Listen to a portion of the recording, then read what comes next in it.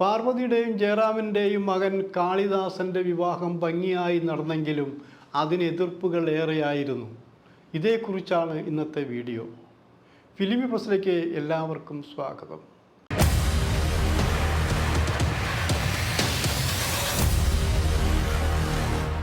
മുപ്പത്തിരണ്ട് വർഷം മുമ്പ് പ്രണയ വിവാഹം നടന്നു ഗുരുവായൂർ അമ്പലത്തിൽ. അത് ജയറാമിൻ്റെയും പാർവതിയുടെയും പ്രണയവിവാഹമായിരുന്നു. രണ്ടുപേരും ഒരേ മതത്തിൽപ്പെട്ടവരാണെങ്കിലും രണ്ട് ജാതിയിൽപ്പെട്ടവരായിരുന്നു ഇരുവരും എന്നാലോചിക്കണം. ഇരുവരും തുടക്കം മുതൽ ആദ്യത്തെ സിനിമ മുതൽ ഇവരിലേക്ക് പ്രണയം തൊടുത്തുവിട്ടു എന്നാണ് പറയപ്പെടുന്നത്. അങ്ങനെ അവരറിയാതെ പ്രണയം തുടങ്ങി. ഈ പ്രണയം പരസ്യമാകുമെന്ന ഘട്ടത്തിൽ പാർവതിയുടെ അമ്മ, കുടുംബം എല്ലാം ഈ വിവാഹത്തിന് എതിർത്തു. പാർവതിയുടെ ഭാഗത്തുനിന്ന് പ്രണയം സത്യമാണെന്ന് തിരിച്ചറിഞ്ഞപ്പോൾ ജയറാമിനെയും പാർവതിയെയും ഒരുമിച്ച് അഭിനയിക്കാതിരിക്കാനുള്ള ശ്രമം നടത്തി എന്നാലോചിക്കണം. പാർവതിയെ ബുക്ക് ചെയ്യാൻ വരുന്നവരോട് പാർവതിയുടെ അമ്മ ചോദിക്കുമായിരുന്നു, നായകൻ ജയറാമാണെങ്കിൽ എൻ്റെ മകൾ അഭിനയിക്കില്ല എന്ന്. അങ്ങനെയുള്ളൊരു ഘട്ടമുണ്ടായിരുന്നു എന്നാലോചിക്കണം. അപ്പോൾ അവർ പറഞ്ഞത് ജയറാമിനെ അഭിനയിപ്പിക്കും, നിങ്ങൾക്കിഷ്ടമില്ലെങ്കിൽ മകളെ അഭിനയിപ്പിക്കേണ്ട എന്നാണ് പറഞ്ഞത്. വലിയൊരു തുക നഷ്ടപ്പെടുന്നത് കൊണ്ട് മകളെ അഭിനയിപ്പിക്കാൻ തീരുമാനിച്ചു. ഒരു നിഴൽ പോലെ മകളുടെ പുറകെ അമ്മ നടന്നു എന്നാലോചിക്കണം. ജയറാമിനോട് സംസാരിക്കാൻ പോലും, സെറ്റിൽ സംസാരിക്കാൻ പോലും ഒരു നിമിഷം പോലും അവർ അനുവദിച്ചിരുന്നാലായിരിക്കണം. പ്രണയത്തിൻ്റെ അത്യഗാധ ഘട്ടത്തിലെത്തിയ ഇരുവരും പരസ്പരം കാണുന്നുണ്ടെങ്കിലും ഒന്ന് സംസാരിക്കാൻ വഴിയാത്തത്ര വിഷമത്തിലായിരുന്നു ആലോചിക്കണം. പക്ഷേ ഇവരുടെ പ്രണയത്തിൻ്റെ രഹസ്യം ആദ്യമായി പുറത്തുവിട്ടത് സംവിധായകൻ കമലാണെന്ന് ആലോചിക്കണം. കമലിൻ്റെ സെറ്റിൽ ഇത്രയും വളരെ കർശന സ്വഭാവത്തോടെ അമ്മ നിൽക്കുമ്പോൾ ഈ ജയറാം വളരെ ഒത്തിരി സ്വാതന്ത്ര്യമുണ്ട് കമലിനോട്, വളരെ വേദനയോട് പറഞ്ഞു, ഞങ്ങൾ എന്തെങ്കിലും ചെയ്യൂ, ഞങ്ങൾക്ക് സ്വതന്ത്രമായിട്ട് അഭിനയിക്കാനുള്ളൊരു അവസരങ്ങൾ ഉണ്ടാക്കൂ എന്നുള്ളതാണ്. അപ്പോൾ അമ്മ ഒരു ഡിമാൻഡ് വെച്ചിട്ടുണ്ട്, എൻ്റെ മകളെ തൊട്ടഭിനയിക്കാൻ പാടില്ല, കെട്ടിപ്പിടിച്ച് അഭിനയിക്കാൻ പാടില്ല എന്നൊക്കെ നിർദ്ദേശങ്ങൾ വെച്ചിരുന്നു ആലോചിക്കണം. അങ്ങനെ കമലിൻ്റെ ബുദ്ധിയിൽ ഒരു കാര്യം ഉദിച്ചു, ഇവരുടെ കാറിൽ ഒരു ഷോട്ട് എടുക്കുക എന്നുള്ളത്. കാറിൽ ഷോട്ട് എടുക്കാൻ വെച്ചപ്പോൾ കാറിൽ ഷോട്ട് എടുക്കാൻ പോകുമ്പോൾ എത്ര ദൂരം വേണമെങ്കിൽ പോകാം. ഇത് മണത്തറിഞ്ഞ അമ്മ തടഞ്ഞു, എൻ്റെ മകളെ വെച്ച് അങ്ങനെ സീൻ എടുക്കാൻ പറ്റില്ല എന്നുള്ളത്. പക്ഷേ ഈ സീൻ മസ്റ്റാണെന്ന് പറഞ്ഞ് ബോധ്യപ്പെടുത്തിയപ്പോൾ സമ്മതിക്കേണ്ടായി. പക്ഷേ കമൽ ഇവരോട് പറഞ്ഞത്, നിങ്ങൾക്ക് മതിയാകുന്നത് വരെ സംസാരിച്ചോളൂ, നിങ്ങൾക്ക് മതിയാവുമ്പോൾ മാത്രം എന്നെ വിളിച്ചു പറയുക, അപ്പോൾ തിരിച്ചു വന്നാൽ മതി, അതുവരെ ഞാൻ മറ്റ് ഷോട്ടുകൾ എടുക്കും.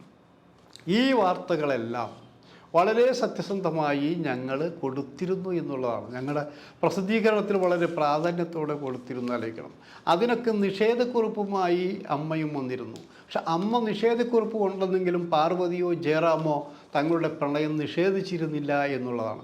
അതുകൊണ്ട് തന്നെ കിട്ടുന്ന അവസരം മാക്സിമം മുതലാക്കാൻ ഞങ്ങളും ശ്രമിച്ചിരുന്നു ആലോചിക്കണം. എൻ്റെ ഓർമ്മയ്ക്ക് ശരിയാണെങ്കിൽ തേക്കടിയിലാണെന്ന് ആലോചിക്കണം. തമ്പി കണ്ണന്താനത്തിൻ്റെ ഒരു സിനിമയുടെ ഷൂട്ടിംഗ് നടക്കുകയാണ്. അവിടെ ഇരുവരെയും മാക്സിമം ഞങ്ങൾ, അതായത് ഒരു കൂടുതൽ അടുപ്പം തോന്നാവുന്ന രീതിയിൽ, ഇൻറ്റിമസി തോന്നാവുന്ന രീതിയിൽ കെട്ടിപ്പിടിച്ചും ചുംബനങ്ങൾ കൊണ്ടുപോലെ നിരവധി ഫോട്ടോസ് എടുത്ത് ഞങ്ങൾ എഴുതുകയുണ്ടായെന്ന് ആലോചിക്കണം. അതിനെ തുടർന്നാണ് പിന്നീട് അവരുടെ വിവാഹം കഴിക്കാനുള്ള ഉടമ്പടി ഉണ്ടായതെന്ന് ആലോചിക്കണം. അപ്പോൾ പാർവതിയുടെ വിവാഹത്ത് ഗുരുവായൂർ വെച്ച് നടന്നതാണെങ്കിലും ആ വിവാഹത്തിന് അമ്മയോ കുടുംബാംഗങ്ങളോ സഹകരിച്ചിരുന്നില്ല എന്നായിരിക്കും. ഇപ്പോൾ അവരോടൊപ്പം പലരുമുണ്ടെങ്കിലും ആ ഒരു പ്രത്യേക ഘട്ടത്തിൽ ജയറാമിനെ അരച്ച് കലക്കി കുടിക്കാനുള്ള ദേഷ്യം പാർവതിയുടെ കുടുംബത്തിനുണ്ടായിരുന്നു. ആ പശ്ചാത്തലത്തിലാണ് പാർവതിയുടെയും ജയറാമിൻ്റെയും മകൻ കാളിദാസ് മറ്റൊരു നീലഗിരിക്കാരിയായ പെൺകുട്ടിയെ, മോഡലായ പെൺകുട്ടിയെ 2021 മിസ് യൂണിവേഴ്സൽ തേർഡ് ഹോൾഡറായ തരുണിയെ പ്രണയിക്കുന്നു എന്നറിഞ്ഞപ്പോൾ എന്തൊക്കെ വിവാദങ്ങളുണ്ടാകും, ഇതുവർ സമ്മതിക്കുമോ എന്നൊക്കെ ചോദ്യങ്ങൾ ഉയർന്നു. എന്തായാലും കഴിഞ്ഞ നവംബറിൽ ഇരുവരുടെയും വിവാഹ നിശ്ചയം സന്തോഷപൂർവ്വം നടന്നു എന്നാലോചിക്കണം. എന്നിട്ടും ഈ വിവാഹം നടക്കാതിരിക്കാൻ ചില കുബുദ്ധികൾ ശ്രമം നടത്തി എന്നാണ് അറിയാൻ കഴിഞ്ഞത്. അവിടെയൊക്കെ പാർവതിയും ജയറാമും വളരെ സ്വതന്ത്രമായി തൻ്റെ ഇടത്തോടെ നിന്നു എന്നാലോചിക്കണം.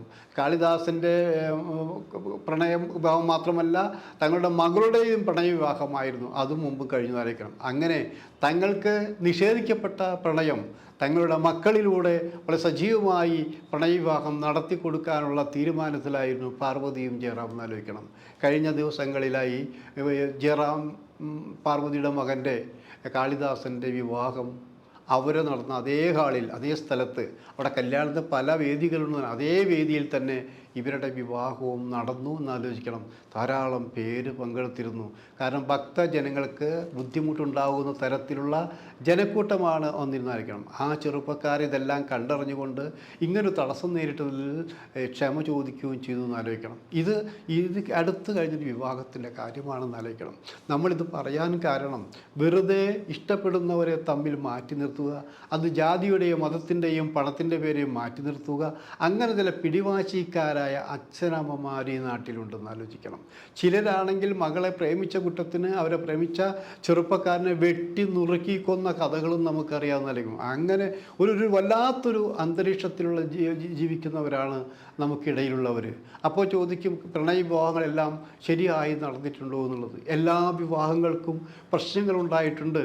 വിവാഹം കഴിഞ്ഞ് ഒരാഴ്ചക്കുള്ളിൽ എത്രയോ ഡിവേഴ്സ് നടന്നുകൊണ്ടിരിക്കണം. കുടുംബ കോടതിക്ക് മുമ്പിൽ പോകുകയാണെങ്കിൽ എന്തിനാണ് ഈ സ്ത്രീയും പുരുഷനും ഈ കല്യാണം കഴിച്ചത്, ഒരാഴ്ച കഴിഞ്ഞിട്ട് ഡിവേഴ്സ് ചെയ്യാൻ വേണ്ടിയാണോ ഇവർ വിവാഹിതരായത് എന്നൊക്കെ ചോദ്യം കാണണമെങ്കിൽ നമ്മൾ കുടുംബ കോടതിയുടെ മുമ്പിൽ മാത്രം പോയി എത്രയോ കേസുകളാണ് ഈ കെട്ടിക്കിടക്കുന്നതെന്ന് ആലോചിക്കണം. അപ്പോൾ പ്രണയിച്ചത് കൊണ്ട് ജീവിതം മോശമാകണമെന്നില്ല. നേരായ മാർഗത്തിൽ എല്ലാവരും സഹകരിച്ചുകൊണ്ട് വിവാഹം കഴിച്ച് അതും നേരാവുന്നില്ല. രണ്ടുപേരുടെയും മനസ്സ് പ്രണയിച്ചാലും ഇല്ലെങ്കിലും എന്തായാലും വിവാഹശേഷം രണ്ടുപേരുടെയും മനസ്സ് ശുദ്ധമായിരിക്കണം. രണ്ടുപേരെയും അംഗീകരിക്കാനുള്ള കരുത്ത് രണ്ടുപേർക്കും മാത്രമല്ല ഒരു വീട്ടുകാർക്കും ഉണ്ടായിരിക്കണം എന്ന് ആലോചിക്കണം. അത് ഇവിടെ ഇക്കാര്യത്തിൽ തങ്ങൾ അനുഭവിച്ച ദുഃഖവും തങ്ങളുടെ വേദനയും ഒന്നും തങ്ങളുടെ മക്കൾക്ക് കൊടുക്കാൻ പാടില്ല എന്ന് തീരുമാനമെടുക്കാൻ പാർവതിക്കും ജയറാമിനും കഴിഞ്ഞു എന്നുള്ളതാണ്.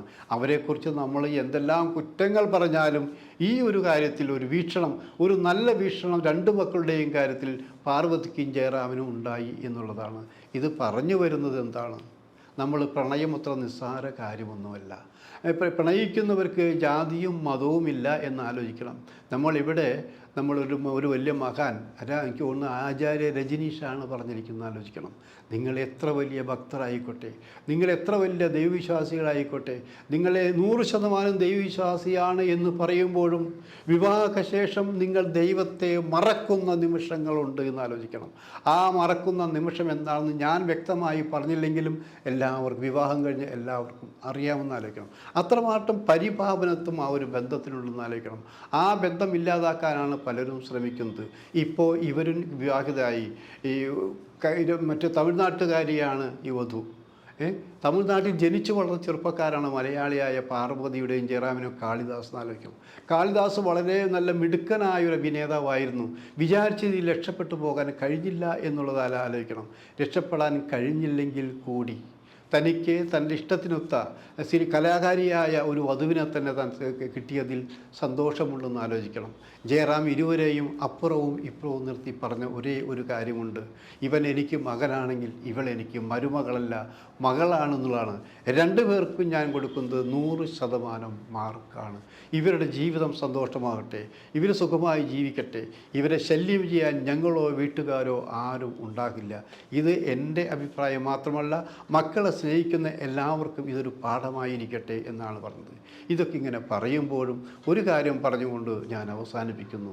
കാരണം പാർവതിയുടെയും ജയറാമിൻ്റെയും പ്രണയത്തിന് ഞാൻ മാധ്യമപ്രവർത്തനം ഞാൻ എടുത്ത റിസ്ക്, അതുകൊണ്ട് പാർവതിയുടെ അമ്മയുടെ ഏറ്റവും മുഖ്യ ശത്രുവായി മാറാൻ എനിക്ക് സാധിച്ചു എന്നാലോചിക്കണം. ഇവരൊക്കെ ഇങ്ങനെ കരയ്ക്ക് അടുപ്പിച്ചെങ്കിലും വിവാഹത്തിൻ്റെ അന്ന് ഇവർ രണ്ടുപേരും എന്നെ മറന്നുപോയി എന്നുള്ളതാണ്. മറന്നാലും അവർ സുഖമായി ജീവിക്കുന്നു എന്ന് കേട്ടതിൽ സന്തോഷമുണ്ട്. അവരുടെ മക്കളും ആ പാതപ്പെണ്ണും സന്തോഷമുണ്ട്. ഇങ്ങനെ സന്തോഷത്തോടെ ജീവിക്കാൻ ചിന്തിക്കാനും എല്ലാവർക്കും കഴിയട്ടെ.